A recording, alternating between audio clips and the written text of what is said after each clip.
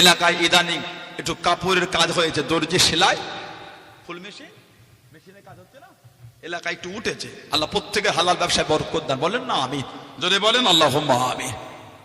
ব্যবসা সেলাই, মাঝে মাঝে এত কাজের চাপ হয়ে যায়, রাতের ভাতটাও খাওয়া হয় না।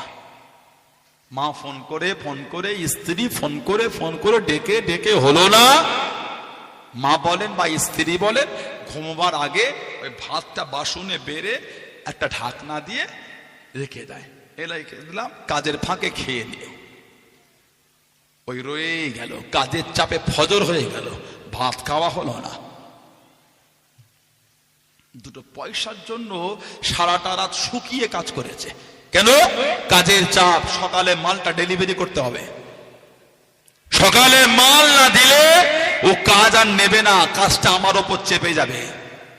সারা রাত জেগে ওভার টাইম লেবার গুলোকে করিয়ে কাজটাকে তুলে সকালে জমা দেবে বলে রাতের ভাতটাও খায় না, দুটো পয়সার জন্য।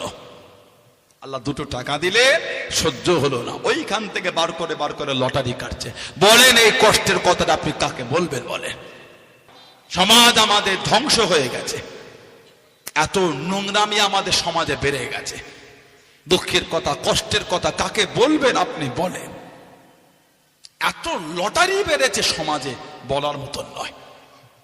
ভালো ভালো ফ্যামিলির ছেলেগুলো লটারি কাটছে, কথাটা ঠিক বলছে।